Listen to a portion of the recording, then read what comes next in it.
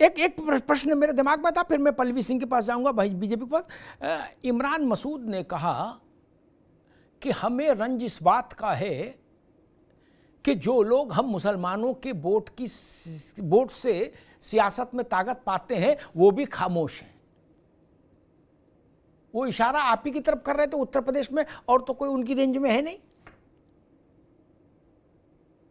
Dharmendra Singh vote नहीं पाते इमरान जी। देखिए अमिताभ जी, इमरान मसूद क्या कहते हैं वो बेहतर जाने, उनके मन में क्या है। लेकिन क्या वो मुसलमानों को वोट नहीं पाते हैं क्या?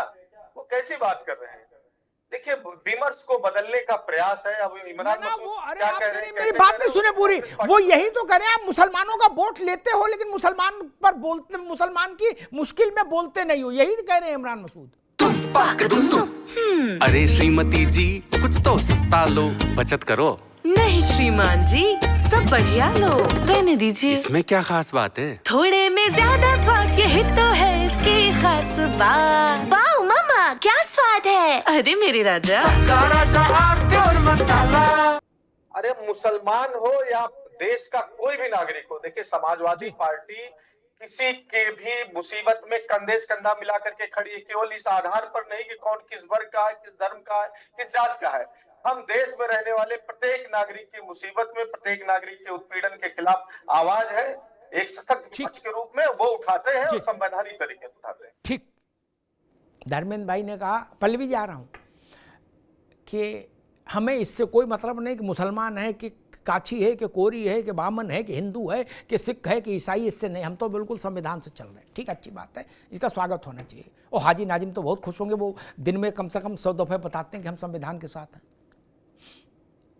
लेकिन मैं क्या करूं, मेरी स्मृतियों में चीज आ जाती है तत्काल, वो दिमाग के उस पर पर्दे पर वो रिफ्लेक्ट होने लगती है घटना। धर्मेंद्र भाई, आज से ऐसा आपका व्यवहार हो, मैं स्वागत करता हूं। अभी कुछ देर पहले रोहित चर्चा कर रहे थे कवाल के हिंसा के, दंगे की, मुजफ्फरनगर दंगा जिसको बोलते हैं। उस दंगे के बीच में अब तो वो रहा नहीं मौलाना नजीर, उसको सरकारी विशेष विमान से जो वांटेड था दंगे में, बुलवा के मुख्यमंत्री निवास पर गरम चाय, पकौड़े, फ्रेंच फ्राइज। अरे रुक जाओ, ऐसे उंगली ना दिखाओ महाराज, हम जो बोलते हैं उसकी कार्ड गूगल पर भी नहीं है, इसलिए ऐसे उंगली ना दिखाओ, वो बेकार हो जाएगा मामला। सर रुक जाओ, उसको बुलाया, मुलायम सिंह जी वहां थे, अखिलेश जी चीफ मिनिस्टर थे, और खातिर खुशामद करके ये बात मुझे और किसी ने नहीं, नजीर ने बताई, खुद नजीर ने। और उसके बाद नजीर को 22+ सिक्योरिटी वहीं बैठे बैठे ग्रांट की गई। तो नजीर जब मुजफ्फरनगर उतरा तो कप्तान खड़ा था जय हिंद करता हुआ, और 36 पुलिस वाले थे। बोले मौलाना इनको ले जाओ अपने साथ, या आपके साथ कबड्डी खेलेंगे। आपने दूसरे वर्ग जो हिंसा में मारा गया था उसके तो किसी आदमी को जेट सिक्योरिटी नहीं दी थी ना। और मुजफ्फरनगर दंगे के पीड़ितों को, पूरी जिम्मेदारी से कह रहा हूं, पीड़ितों को मुआवजा देने की बात आई। शासन ने एक लिस्ट तैयार की धर्मेंद्र बाबू, वो लिस्ट इतनी अद्भुत लिस्ट थी कि उसमें केवल एक ही वर्ग के लोग थे। वो लिस्ट सुप्रीम कोर्ट में चैलेंज हुई, और सुप्रीम कोर्ट का डायरेक्टिव था कि ये क्या करके लाए हो, ये शासन है, ये सरकार है। वापस हुई लिस्ट, कहा इसको समदर्शी बनाइए, समावेशी बनाइए। इसलिए आपने कहा अच्छी बात है कि हम तो केवल संविधान मानते हैं। आप कह रहे हो हम संविधान मानते हैं, पार्टी कह रही है हम पीडीए मानते हैं। अब यही क्लेश हो गया। आप कह रहे हो हम जात धर्म पर नहीं ध्यान देते हैं, तो आपके अध्यक्ष और पार्टी कह रही है हम केवल पीडीए पर ही ध्यान देते हैं, बाकी कुछ नहीं जानते, नथिंग, ओनली पीडीए। इसलिए मैंने कहा पहले घर में फरियाल लो, पीडीए चलेगा कि संविधान चलेगा, दोनों एक साथ नहीं चल सकते, पीडीए और संविधान एक साथ नहीं चल सकते। खैर आएंगे दोबारा आपके पास धर्मेंद्र भाई। पल्लवी सिंह, हाजी नाजिम कह रहे हैं कि हमने तो अब मान लिया है कि हमारे जो मस्जिदें हैं, जो धार्मिक स्थल हैं, वो निशाने पर हैं, इसलिए अब हमने सोच लिया भाई खुद ही गिराना शुरू कर दें। वो इतना बेजार हो गए हैं, इतना दुखी हो गए हैं। पल्लवी सिंह जी। देखिए अमिताभ जी, बिल्कुल बेबुनियाद बात है। प्रशासन सिर्फ जो सरकारी जमीनें हैं जो चिन्हित की गई हैं या तालाबों के लिए, चारागाहों के लिए, ऐसी जगह पे यदि अवैध अतिक्रमण होगा तो उस पे बुलडोजर लगता है। आप लखनऊ की यदि बात करें, लखनऊ में सरोजनी नगर हो गया, मलिहाबाद हो गया, बीकेटी हो गया, ऐसी जगहों को चिन्हित करके वहां पे बुलडोजर कार्रवाई हुई थी तो लोगों से पूछा नहीं गया था कि ये हिंदू का घर है या मुस्लिम का घर है। कार्रवाई हुई थी जो अवैध अतिक्रमण था, जिसके पास पेपर थे उनके ऊपर कार्रवाई नहीं हुई थी। कार्रवाई सिर्फ उनकी हुई थी जिनका अवैध निर्माण था। तो वो तो होगा ही, वो पूरे प्रदेश में भी होगा। और अभी उसके बारे में आपने बात नहीं की। आंध्र प्रदेश में रातों रात एक मंदिर हैदराबाद में जो गिरा दिया गया अवैध अतिक्रमण के नाम पे, उसके बारे में आपने, उसके विषय में बात नहीं की। आपने कहा कि टारगेट किया जाता है, सिर्फ हमारे मस्जिदों को टारगेट किया जा रहा है, हमारे लोगों को टारगेट किया जा रहा है।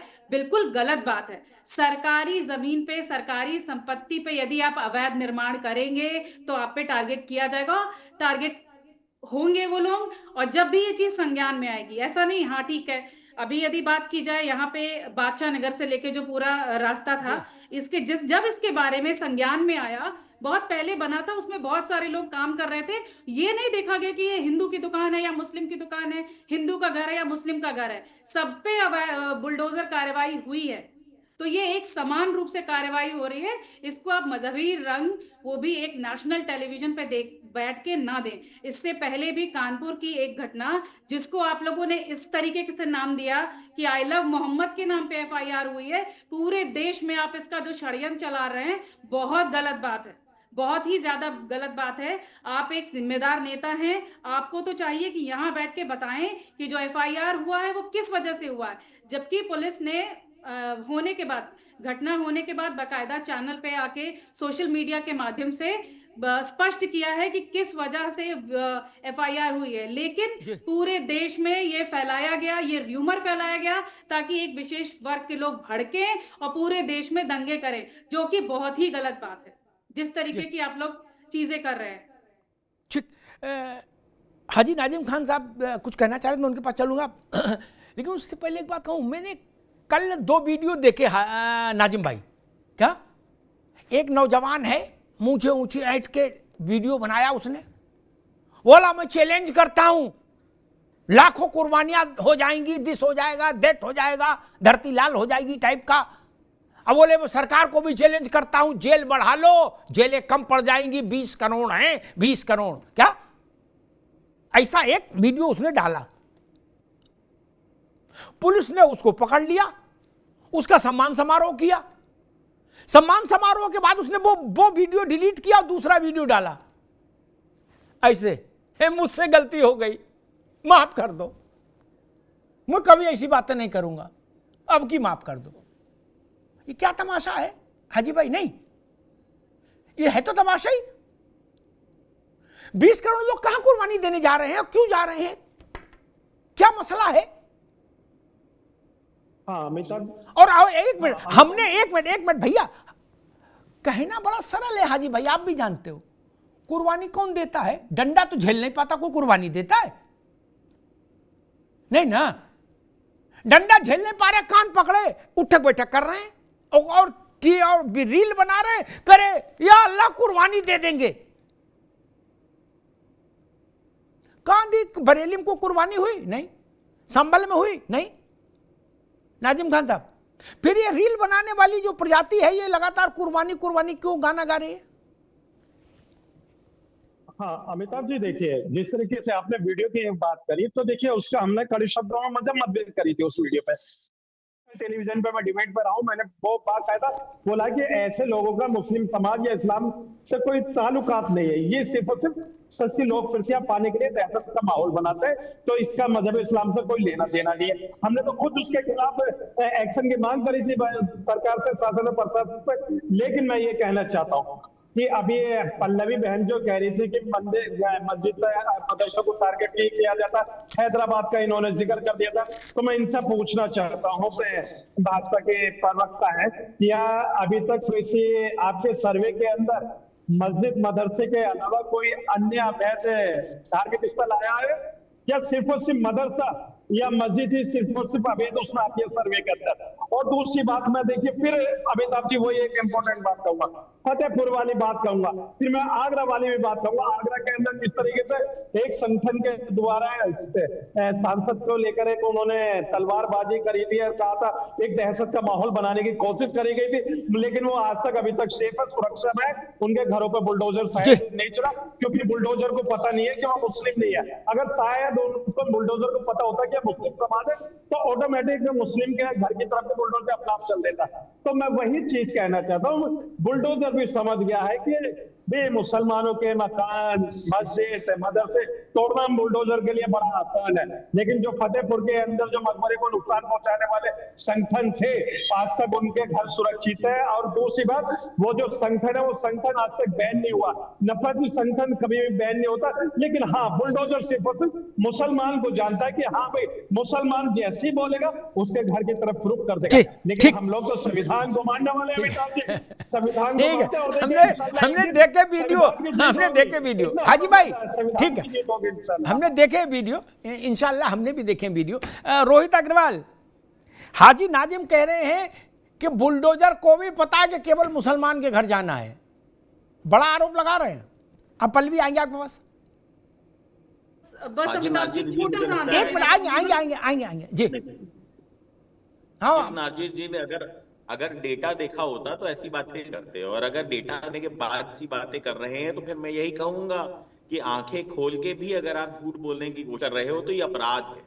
क्योंकि अगर आपने डेटा देखा होता तो आपको समझ में आता कि कितने % हिंदुओं पे बुलडोजर चला और कितने % मुसलमानों पे चला है, और आपको ये भी समझ में आता कि ये जो आप अपराध के अंदर जो धर्म ढूंढ लेते हो ना, यही कारण है जो आपको कहना रहा है कि हमने मजम्मत की थी। अगर आपने सही समय में मजम्मत की होती तो आज ये जो देखने आपने अपने बोल दिया जरा मुझे बोलने। हाजी भाई अभी रुकना होगा, अभी केवल रोहित जी की बात जी। हाजी साहब ना मुझे कड़ा शब्द इस्तेमाल करने पड़ेंगे, फिर बुरा लग जाएगा आपको। आपने अपने से बहुत बोल लिया, ठीक है ना। आप इस्लाम का भी इस्तेमाल अपने हिसाब से करते हैं, आप कुरान का भी इस्तेमाल अपने हिसाब से करते हैं। कुरान में तो फोटो खिंचवाना भी मना है, आप तो डिबेट पे बैठ के चेहरा दिखा रहे हो। तो हाजी साहब बातें मत करो, मतलब कम से कम हमें लेने दो, हमें अपनी बात रख लेने दो। तो देखिए स्थिति है ताब जी कि अगर ये इन्होंने अगर चाट पिछा के कब्जा ना होती है ना तो आज इनको ये दिन देना पड़ता। अरे कज दिखाओ ना, आप बताओ वहां पे लिखा है धार्मिक स्थल बनने के लिए जमीन पर कब्जा कर लो, वो किसी धर्म का बनाओ, मंदिर बना, बना, हम बनी, मतलब नहीं है। को भी दिखाना पड़ेगा। अगर आपको खराब किया बनाए तो किस कागज बनाए, और बिना कागज के बनाइए तो फिर आपको अपने हाथ से तोड़नी ही पड़ेगी जो आप तोड़ रहे हो। अगर ये गलतियां ना की होती आपके पुरखों ने तो आज ये जुम्मन मियां को ये सजा मिलती। ये और पुरखों की का सुधार करने का तो जुम्मन मियां का जुम्मिया को करना है, की गलती का सुधार कर रहे हो, उसको सुधार कर समय ही। अब आप ये समय आगे आपको पूरों की गलती को सुधार कर लेना है ताकि जो ये बात है ये आने वाली नस्लों तक ना पहुंचे, आने वाली नस्लों तक मोहब्बत भावना ही पहुंचे, और ये सब बात विवाद इसी ख्याल लो। और यह मत होगी अब आप अपना जितनी गलतियां हैं उनकी भी प्राश्चय है, तो आप अभी इसी कार्य मत लो कि आगे भाईचारा ट्रांसफर हो अगली आने वाली नस्ल। ठीक, आगे भाईचारा रहे, इसलिए बड़े मसलों को सुलझाया ही जाना चाहिए। उनके ऊपर आप चादर डाल के मसले को दफन नहीं कर सकते, मसले हमेशा जिंदा रहते हैं। दुनिया में इतिहास है, 1500 साल बाद मसले खड़े हुए हैं, मैं उनमें जाना नहीं चाहता। 1500 साल बाद प्रकृति बदली गई है इमारतों की, धार्मिक इमारतों की। हाजी नाजिम पढ़ने लिखने वाले आदमी जानते होंगे मैं कहां इशारा कर रहा हूं। बदली गई है, काला सफेद नहीं हो सकता और सफेद काला नहीं हो सकता भाई। अरे श्रीमती जी कुछ तो सस्ता लो, बचत करो। नहीं श्रीमान जी, सब बढ़िया लो, रहने दीजिए। इसमें क्या खास बात है? थोड़े में ज्यादा स्वाद, यही तो है इसकी खास बात। वाओ मम्मा, क्या स्वाद है। अरे मेरे राजा, राजा मसाला।